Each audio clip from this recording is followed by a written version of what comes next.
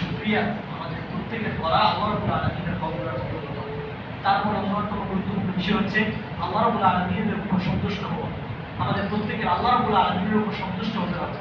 আল্লাহর দ্বীন, আল্লাহ রাব্বুল আলামিনকে আপনি রব হিসাবে পেয়ে প্রথমত নিজের ভিতরে আত্মতৃপ্তি অনুভব করতে হবে, সন্তুষ্ট হতে হবে। যেন আমরা প্রতিদিন সকালবেলা করি রদিতু বিল্লাহি রব্বা, আমরা প্রতিদিন সকালবেলা স্বীকৃতি দিই যে আল্লাহ আপনাকে রব হিসাবে পেয়ে আমরা সন্তুষ্ট। অবিল ইসলামী দীনা, আপনার দ্বীন, আপনার কাছে মনোনীত একমাত্র দ্বীন ইসলামকে দ্বীন হিসাবে পেয়ে আমরা কি সন্তুষ্ট।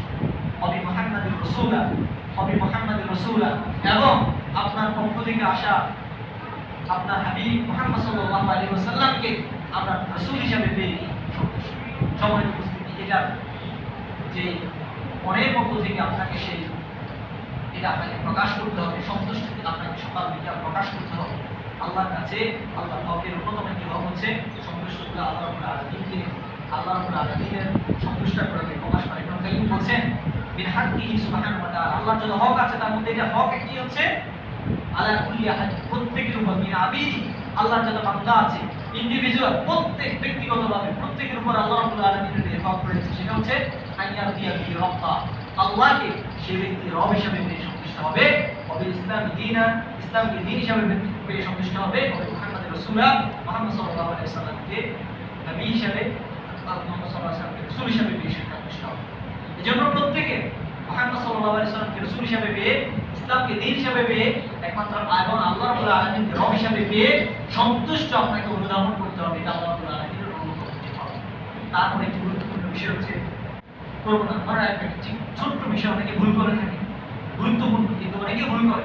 সেটা হচ্ছে অনেকে মনে করে যে আল্লাহ রাব্বুল আলামিন মন্দ সৃষ্টিকে, অর্থাৎ আল্লাহ রাব্বুল আলামিন সৃষ্টি করেছেন। আল্লাহ রাব্বুল আলামিনের একটা হচ্ছে সৃষ্টি করা আর একটা হচ্ছে সৃষ্ট বিষয়। যেটা সৃষ্ট, যেমন বিষ, এটার ভিতরে হয়তো ক্ষেত্র বিশেষ মন্দ থাকে, কিন্তু এটার উপকারও আছে। যারা জমিতে কীটনাশক দেয়, বীজ দেয়, তাহলে তার জন্য এই বিষটা উপকারী না উপকারী। তাহলে আল্লাহর সৃষ্টির মধ্যে খারাপিয়াত থাকতে পারে, অর্থাৎ আল্লাহ রাব্বুল আলামিনের যে সৃষ্ট বিষয় সেটার মধ্যে খারাপ থাকতে পারে, কিন্তু আল্লাহর সৃষ্টি করা যে গুণ সেটার মধ্যে কি কোনো খারাপ নেই। এটার মধ্যে কিন্তু প্রত্যেকের পার্থক্য করতে হবে। এটা কিন্তু ইমানি বিষয়। আল্লাহ যে সৃষ্টি করা সেটার মধ্যে খারাপ নাই, কিন্তু আল্লাহ রাব্বুল আলামিনের যে সৃষ্টি করার পর যে সৃষ্টি আসছে সেটার ভিতরে খারাপিয়াত থাকতে পারে। ছুরি মানুষ ভালো কাজেও ব্যবহার করে, খারাপ কাজেও ব্যবহার করে। তারপরে দেখুন, এবং রাসূল সাল্লাল্লাহু আলাইহি ওয়াসাল্লাম বলেছেন সহিহ মুসলিমের হাদিস, ওয়াল খায়রু কুল্লুহু ফি ইয়াদাই, যত ভালো কাজ আছে সব আপনার দুই হাতের মাঝে অসার রয়েছে এই। আর মন্দ কোনো জিনিস আপনার দিকে নিষ্পন্ন করা যায় না, খারাপিয়াত কোনো কিছু আল্লাহ দিয়ে করা যায় না, নিষ্পন্ন করা যায়। তারপরে গুরুত্বপূর্ণ বিষয় হচ্ছে আমার হকের, সেটা হচ্ছে আল্লাহ রাব্বুল আলামিনের বেশি বেশি ইস্তেগফার করা, আল্লাহ রাব্বুল আলামিনের বেশি বেশি তাওবা করা। মুহাম্মদ রাসূলুল্লাহ সাল্লাল্লাহু আলাইহি ওয়াসাল্লাম, যাকে আল্লাহ রাব্বুল আলামিন কোরআনের আয়াত নাযিল করে বলেছেন যে আল্লাহ রাব্বুল আলামিন আপনার পূর্বের এবং পরের সমস্ত গুনাহ মাফ করে দিয়েছেন, সেই রাসূল সাল্লাল্লাহু আলাইহি ওয়াসাল্লাম দিনে তিনি বলছেন ইন্নী আস্তাগফিরুল্লাহ ফি ইয়াউমিন মিয়াতামা, আমি দিনে 100 বার আল্লাহর কাছে ইস্তেগফার করি। সুবহানাল্লাহ। মুহাম্মদ রাসূলুল্লাহ সাল্লাল্লাহু আলাইহি ওয়াসাল্লাম যিনি তাহাজ্জুদ যখন দাঁড়াতেন তার পা ফুলে যেত, উম্মুল মুমিনিন আয়েশা রাদিয়াল্লাহু আনহা বলছেন আল্লাহ তো আপনার পূর্বের এবং পরের সমস্ত গুনাহ মাফ করে দিয়েছেন। তখন তিনি জবাব দিচ্ছেন আফালা আকুনু আবদান শাকুরা, আমি কি আল্লাহ শুকরগুজার বান্দাদের অন্তর্ভুক্ত হব না? সেই মুহাম্মদ রাসূলুল্লাহ সাল্লাল্লাহু আলাইহি ওয়াসাল্লাম দিনে 70 বারেরও বেশি আল্লাহ রাব্বুল আলামিনের কাছে ইস্তেগফার করতেন। সুবহানাল্লাহ। এজন্য এটা বলার অপেক্ষা রাখে না আমাদের আল্লাহ রাব্বুল আলামিনের কাছে কত বেশি ইস্তেগফার করা উচিত। সম্মানিত উপস্থিতি, সর্বশেষ যে বিষয়টি বলবো আল্লাহ রাব্বুল আলামিনের হক প্রত্যেকের জানা উচিত, সেটা হচ্ছে ইসলামুজ জান্নিল্লাহ, অর্থাৎ আল্লাহ রাব্বুল আলামিনের ব্যাপারে সুধারণা। একটু পার্থক্য আমাদেরকে জানা উচিত। আল্লাহ রাব্বুল আলামিনের কোনটা সুধারণা? রজা একটা, একটা হচ্ছে তামান্নি, একটা হচ্ছে আশা করা, রজা আর একটা হচ্ছে তামান্নি শব্দ। মনে করুন একজন ব্যক্তি সকালবেলা ঘুম থেকে উঠা থেকে শুরু করে একদম ঘুমাতে যাওয়ার আগ পর্যন্ত প্রত্যেকটি কাজ আল্লাহ রাব্বুল আলামিনের নাফরমানি দিয়ে, আল্লাহ ফজরের সালাত তাকে আদায় করতে বলেছেন, সে ব্যক্তি ফজরের সালাত আদায় করে। আল্লাহ রাব্বুল আলামিন তাকে হারাম কাজগুলো থেকে বিরত থাকতে বলেছেন, সে হারাম কাজ থেকে বিরত থাকে। তার ব্যক্তি জীবনের মধ্যে আল্লাহ রাব্বুল আলামিনের যে বিধান রয়েছে তার জীবনের মধ্যে তার ব্যক্তি সত্তার ভিতরে সেই বিধানগুলো লক্ষ্য করা যায়। একজন মানুষ সর্বদা অর্থাৎ আল্লাহ নাফরমানিতে লিপ্ত, আর সে ব্যক্তি সব সময় আল্লাহর কাছে জান্নাতের আশা করে আছে, আল্লাহর কাছে ভালো কিছুর আশা করে আছে, এটা কি আল্লাহ রাব্বুল আলামিনের সাথে তামাশা নয়? অবশ্যই না। আপনি জীবনের প্রত্যেকটি মুহূর্ত আল্লাহর নাফরমানিতে লিপ্ত হয়ে আল্লাহর কাছে যে সুন্দর আশা করছেন, এটা আপনি ইবনে কাইয়্যিম রাহিমাহুল্লাহ তার বিখ্যাত কিতাব আদ-দাওয়া ওয়াদ-দাওয়া আল-জাওয়াবুল কাফি লিমান সারা আন-দাওয়া আশ-শাফি তার কিতাবের মধ্যে বিস্তারিতভাবে উল্লেখ করছেন। এটা আপনি নিজেকে নাফরমানির মধ্যে রেখে আল্লাহর কাছে সুধারণা করছেন। ইবনে কাইয়্যিম বলছে আপনি নিজের মধ্যে ধোঁকাগ্রস্ত অবস্থায় আছেন, আপনি নিজের মধ্যে ধোঁকায় নিমজ্জিত রয়েছেন। আপনি আল্লাহর যে বিধান আছে সেগুলোকে করতে থাকবেন, পরবর্তীতে আল্লাহ রাব্বুল আলামিনের কাছে আপনি কি করবেন? আল্লাহর ভালো আশা করবেন, ভালো ধারণা করবেন, এবং সারা জীবন আমাদেরকে আল্লাহ রাব্বুল আলামিনের ব্যাপারে ইবাদত যেমন আমরা করব, সাথে সাথে আল্লাহ রাব্বুল আলামিনকে আমরা আল্লাহর কাছে ভালো ধারণা করব। আবার নিরুপায় হয়ে যাব না, হতাশ হয়ে যাব না, আল্লাহ কিছু শাস্তি দিয়ে আমাদের লিপ্ত করবে, একদম হতাশ হওয়া যাবে না, আবার অতিরিক্ত আশা করা যাবে না। এই জন্য বলা হয় আল ঈমান বাইনা খাউফি ওয়া রাজা। আশা করা, ইবাদত করে আশা করা, এবং ইবাদত আল্লাহর কাছে কবুল হয়েছে কিনা এই ভয় করা, এই দুইটার মাঝেই রয়েছে ঈমান। সমাজ মুসলিম এই জন্য আর যখন মানুষের মৃত্যু চলে আসবে, যখন তার মৃত্যু একেবারে কাছে চলে আসবে, আর কোনো ইবাদতের সুযোগ নেই, এখন হয়তো মালাকুল মউত তার কাছে চলে আসবে, তখন ইমামরা বলছেন, আলেমরা বলছেন, তখন তার আশাটা দিতেই হবে, কারণ তার কাছে আর ইবাদত করার জন্য কোনো স্পেস নাই, সুযোগ। সমাজ মুসলিম এই প্রত্যেকটা বিষয় যতগুলো আমরা আল্লাহর হকের ব্যাপারে জানার চেষ্টা করেছি, আল্লাহ তাআলা আমাদেরকে আমল করার তৌফিক দান করুন। সমাজ উপস্থিতি আমরা জীবনের প্রত্যেকটি হকের ব্যাপারে জানতে চাই, কিন্তু আমরা প্রথমে বলেছিলাম সন্তান হলে আপনি চিন্তা করেন যে আমার সন্তানদের জন্য আমার যে আল্লাহ আপনাকে সৃষ্টি করেছেন, সে আল্লাহ রাব্বুল আলামিনের হক আমাদের প্রত্যেকের জানা উচিত। আমাদের প্রত্যেকের উপর জানা আওয়াজিব ওয়াজিবাত, যত ওয়াজিবাত আছে সবচেয়ে গুরুত্বপূর্ণ ওয়াজিব হচ্ছে, সবচেয়ে উত্তম ওয়াজিব হচ্ছে এই সকল বিষয়গুলোর ব্যাপারে জানা। সবাই উপস্থিতি আপনারা জানেন সামনে পয়লা বৈশাখ আছে, এটা কখনো মুসলমানদের কোনো সংস্কৃতি না। তারপর আপনাকে রাসূলুল্লাহ সাল্লাল্লাহু আলাইহি ওয়াসাল্লাম যে দিন নিয়ে এসেছেন, সেই দিনকে আপনাকে স্বীকৃতি দিয়েছেন যে আমার প্রশ্নে আমার কিছু বলার নেই, আমার এই দিনের উপর ওভারটেক করে আমার কোনো অপশন নাই, আই ইয়াকুন আল আমরু কিয়া, যে আমার কোনো অপশন নাই। আল্লাহ তার রাসূল, যে আল্লাহ রাসূল বলেছেন মান তাশাব্বাহা বিকওমিন ফাহুয়া মিনহুম, যে ব্যক্তি বিজাতীয় কোনো সংস্কৃতিকে ফলো করে, বিজাতীয় কোনো ধর্মীয় অনুষ্ঠানকে ফলো করে, সে তাদের অন্তর্ভুক্ত, সে মুহাম্মদ সাল্লাল্লাহু আলাইহি ওয়াসাল্লামের অন্তর্ভুক্ত হয়। নাউযুবিল্লাহ। এজন্য সম্মানিত উপস্থিতি, এটা মুসলিমদের কালচার না। মুসলিমদের কালচারের সময় আপনাদেরকে তো যে ইবাদত যথাযথভাবে হয়তো অনেকে করতে দেখা যায় না, দুঃখজনকভাবে। মুসলমানদের সংস্কৃতি হচ্ছে প্রতিদিন আল্লাহ রাব্বুল আলামিন নিকটতম আসমানে নেমে আসেন এবং ডাকতে থাকেন যে কে ক্ষমা চাইবে আল্লাহর কাছে তিনি ক্ষমা করবেন, কে রিজিক চাইবে আল্লাহ থেকে তিনি রিজিক দান করবেন।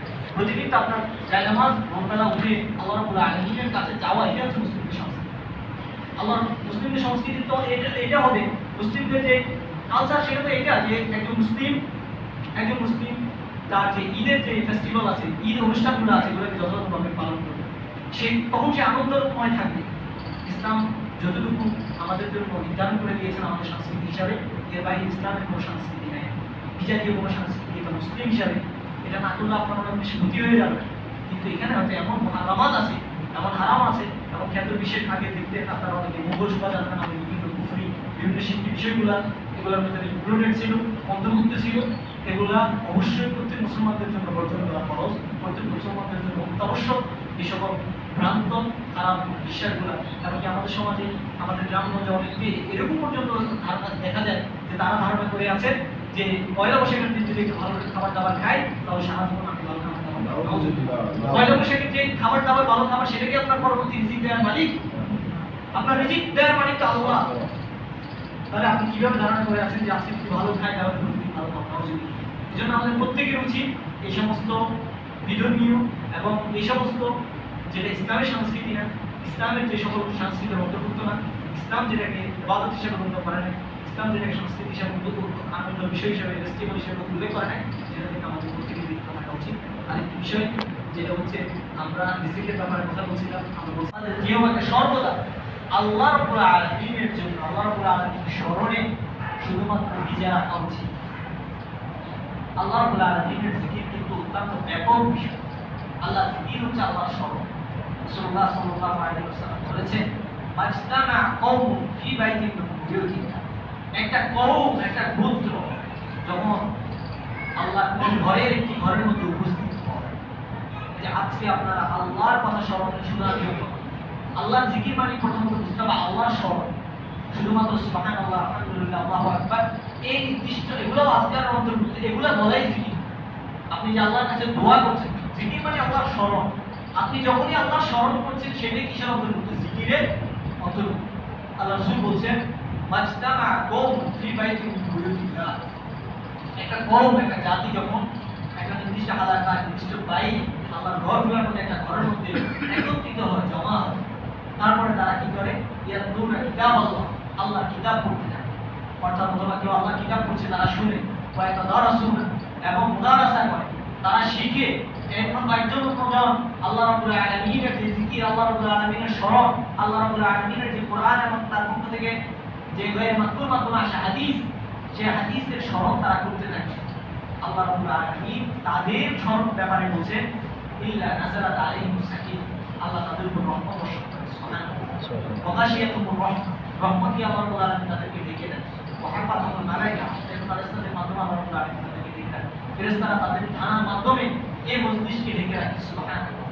তার চেয়ে আরো গুরুত্বপূর্ণ ব্যাপার হচ্ছে আল্লাহ বলছেন, রাসূল আমাদেরকে জানিয়েছেন ওয়া যাকারাহুল্লাহু ফী মান ইনদা, আল্লাহ রাব্বুল আলামিনকে আপনি যে দুনিয়ার মধ্যে বসে স্মরণ করছেন, আর সেই উপর থেকে আল্লাহ রাব্বুল আলামিন তার কাছে যে ফেরেশতা আছে, আল্লাহ রাব্বুল আলামিন তাদের কাছে আপনারা স্মরণ করছেন। সুবহানাল্লাহ। এর চেয়ে একজন বান্দার, একজন ব্যক্তি আর কত বেশি হতে পারে, আর কত দাম হতে পারে যে রব্বুল আলামিন আরশে আজিমের উপরে তার স্মরণ করছেন। সুবহানাল্লাহ। এজন্য আল্লাহ বলেন যে ফাকুরুনি আযকুরুকুম, যে তোমরা আমার স্মরণ করো, আমি তোমাদেরকে স্মরণ করব। আল্লাহ অষ্টমী বলা এখন আমার শুকরিয়া আদায় করো, কৃতজ্ঞ হয়ে আমার উপস্থিত আমার শুকরিয়া আদায় করা উচিত। আপনি আল্লাহ রাব্বুল আলামিনের শুকরিয়া আদায় না করে যেতে পারবেন না। আমরা প্রথমে একটু আলোচনা করেছি আল্লাহ কত নিয়ামত অনুগ্রহ দিয়ে আমাদেরকে তৈরি করেছেন এবং কত নিয়ামত দিয়ে আমাদেরকে ঢেকে রেখেছেন। আপনি যে প্রতিনিয়ত ফ্রি, আপনাকে চার্জ দেওয়া লাগছে না, টাকা দেওয়া লাগছে না, প্রতিনিয়ত শ্বাস নিঃশ্বাস দিতে পারছেন। যে ব্যক্তি শ্বাস বন্ধ হয়ে যাচ্ছে সে ব্যক্তি একমাত্র বলতে পারে যে শ্বাস, একটি শ্বাসের দাম কত বেশি। যে ব্যক্তি ক্ষুধার্তে হাহাকার করছে, খাবার পাচ্ছে না, সে ব্যক্তি খাবারের মর্যাদা যত